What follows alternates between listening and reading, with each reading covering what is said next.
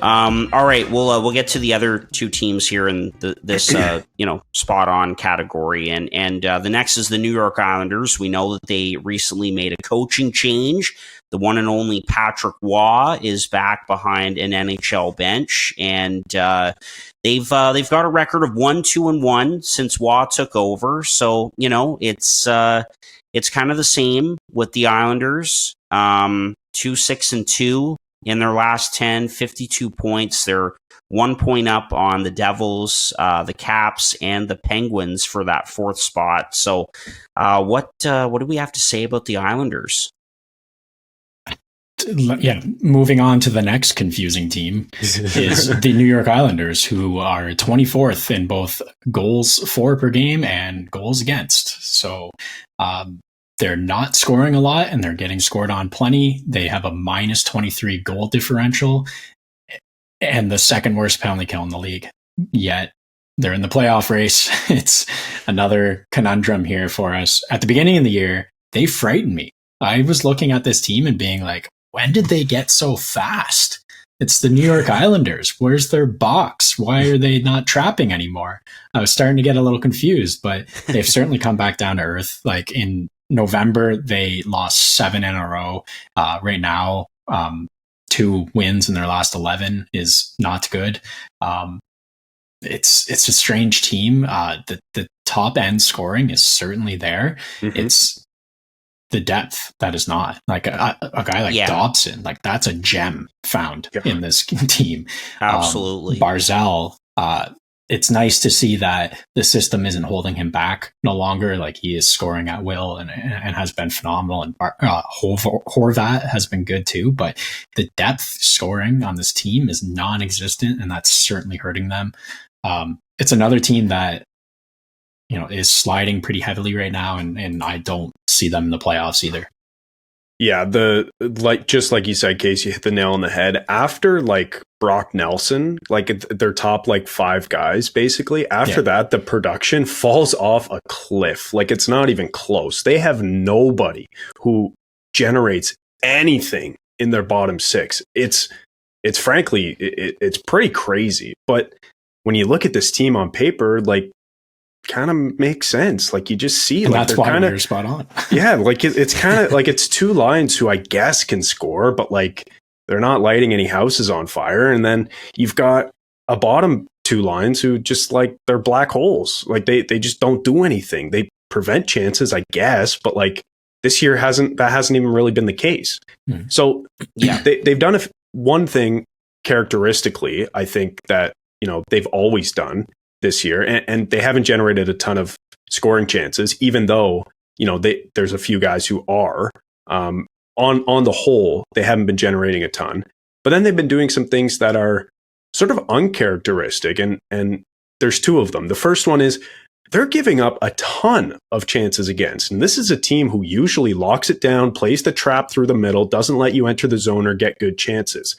So that's one thing that they've been sort of slacking on, and it's something that's not characteristic of this team.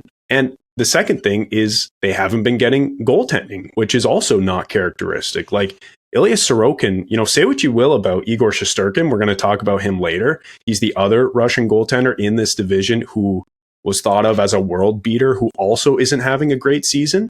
But man, like without Ilya Sorokin standing on his head, what is this team? Like, do they sniff a playoff spot? I mean, I know that they're very much in the race right now. They're sitting in 4th place, but I just don't believe in this team at all. I believe in them a little bit more than the Flyers, but I just don't know exactly what changing a coach is going to do. Like it's clearly a personnel problem in the bottom 6. They have no guys who can score, and for whatever reason, they can't defend either. So I don't know what's going on in New York.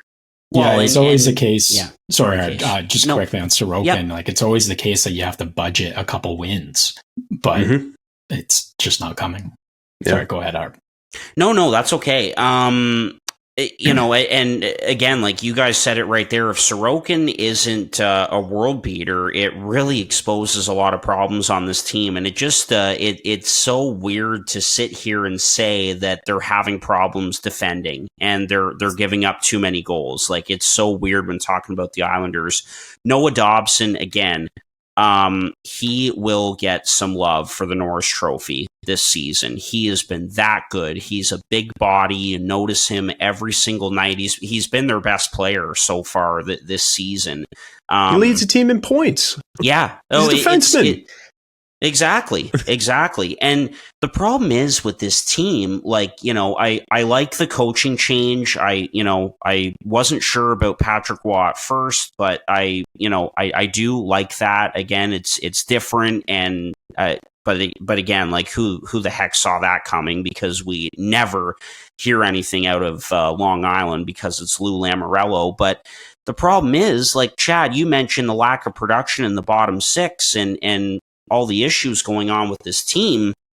There's not much that they can do, because what does Lou Lamoriello do? He bets on guys and he bets on term with good guys thing that he you've got likes. Pierre Engvall locked up for $3 million for the next 8 years. Like, Well, what is that doing for your team? Well, exactly. And, you've got guys like Fashing and Gauthier and some others who, they're decent hockey players, but they're not going to be big contributors in your bottom six. And so, again, it's a weird team because they're not going to be at the top of this division. They're not considered a contender, maybe not even a playoff team, but yet this is their group for the long haul. And so I don't know what you do if you're Lou Lamoriello. They need a scorer. Like, I think they need another scorer, maybe add some depth on the back end as well. But again, what